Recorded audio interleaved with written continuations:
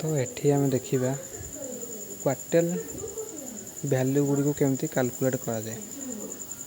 तो ये आमर क्वार्टेल भैल्यू प्रायतः मीडियन सहित सामान। मीडियन जहाँ ये से मीडियन केवल मीडियन को बाहर करते। तो ये आम मीडियन परिका तीनटा बाहर करवा। तीनटा मीडियन तो कहनी किंतु से भाया तीनोटी भैल्यू बाहर माने तीन क्यू बाहर माने Q1 Q2 Q3। तो क्वार्टेल भैल्यू क्वार्टेल मैंने 4 हो तो ये आमर n/4 हम एमती हम तार थियोरी अच्छी। तो केमिति एटा होची से थियोरी पढ़ले जानी हम। तो ताकू पर मु कहबी। तो ये आम देखा कौन ना जे मैथटा केमती होची केमती कैलकुलेट करा जाउची। तो ये आम जमती मीडियन जमती होता सेमती तो हम कहली। तो से यहाँ को आम कह जाए Q2 इटा आमर Q1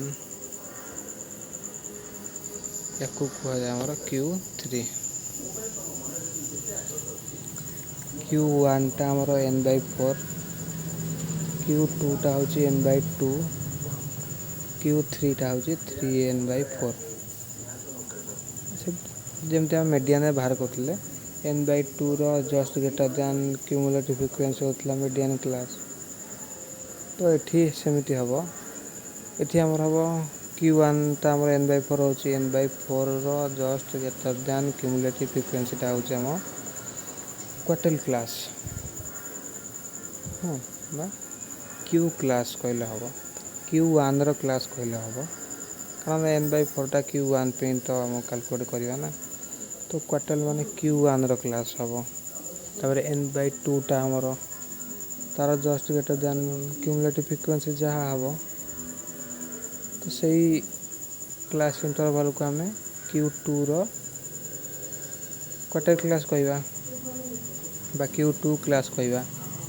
सेमती Q3 क्लास हम ये जमती दिया है जमती Q1 पे एटा Q1 क्लास Q2 पे Q2 क्लास एटा बा m लिखी जोटा Q2 भी लिखिपर m भी लिखिपर कारण मीडियन भाया देखिए प्राय मीडियन सहित सामान सामान से मीडियन भी लिखले चलो Q2 भी लिखले चलो।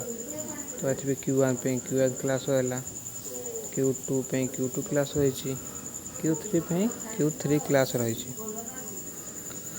तो ये Q1 टा आमर होची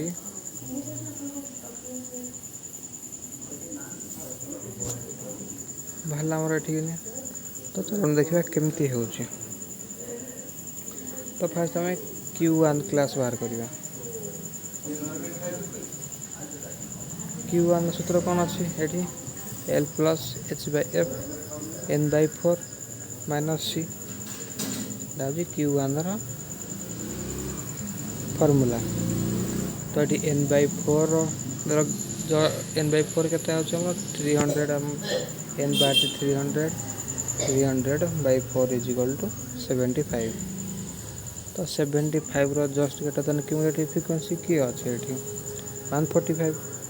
तो यही 45 टू 55 टा हूँ आमर Q1 क्लास Q1 रो क्वार्टेल क्लास Q1 क्लास यहाँ हम आमर। तो से अनुसार ये आम फ्रिक्वेंसी 90 रही लोअर लिमिट 45 रही जमती मीडियन होता बस सेमती सेम प्रोसीजर। तो ये यार cumulative frequency previous cumulative frequency 55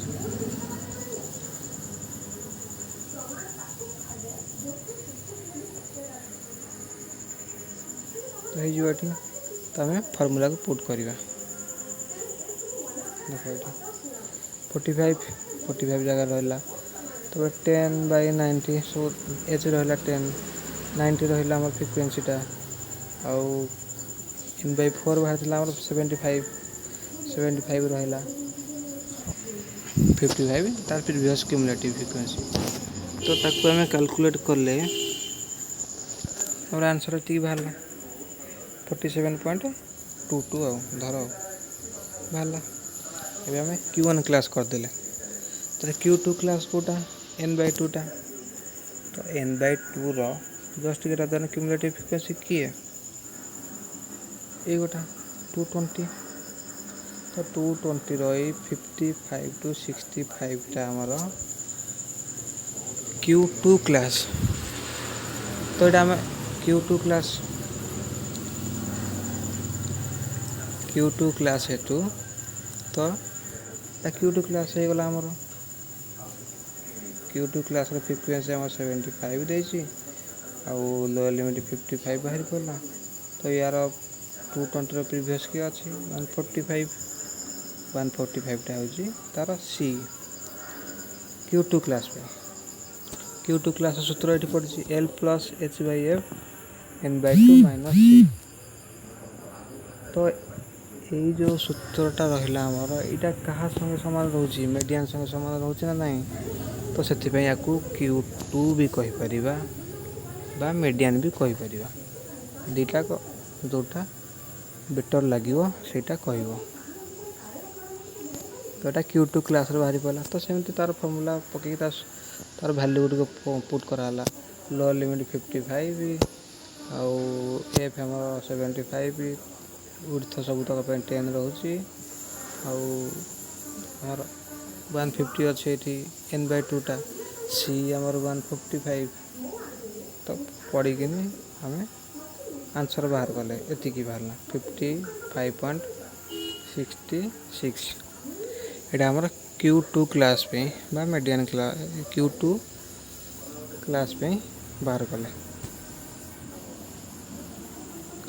तापर आम Q3 क्लास बाहर करवा तो यार फॉर्मूला कौन 3n 3 into n मान 3 into 300 divided by 4 900/4 is equal to 225 तो ये 225 just greater than cumulative frequency की अच्छी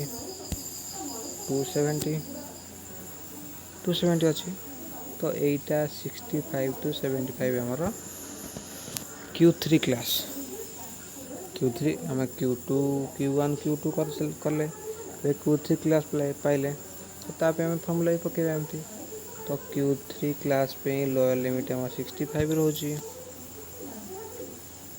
एठी आमर फ्रिक्वेंसी रोची 50 तो यार प्रीवियस क्यूमुलेटिव फ्रिक्वेंसी केते 220 270 प्रीवियस क्यूमुलेटिव फ्रिक्वेंसी 220 तो यार सी हो 220 तो ये फर्मूला हम पकेबा तो देखो यहाँ हूँ Q3 formula L plus H/F 3n/4 minus C 65 lower limit 65 आमर था 10 तो यार ये जो Q3 क्लास फ्रिक्वेंसी केते थला हमर 50 देखो ये Q3 क्लास फ्रिक्वेंसी यहाँ Q3 क्लास ना 65 to 75 50 अच्छी तो ये आमर 50 रहा तो 3n/4 आमर केते बाहर था 3n/4 आमर 225 बाहर था 225 लिखले सी केते अच्छी आमर सी केते देखिए आम 275 प्रीवियस क्यूमुलेटिव फ्रिक्वेंसी 220 तो ये आमर 220 लिखागला तो 65 प्लस 1 यहाँ सिंप्लीफाई कर 0 कटिगला 1/5 इंटू 225 रू 220 गले 5 रहा तो 5/5 1 हो 65 प्लस 1 66 तो यहीपरि भाव में आम क्वार्टाइल वैल्यू को कैलकुलेट करिपरिबा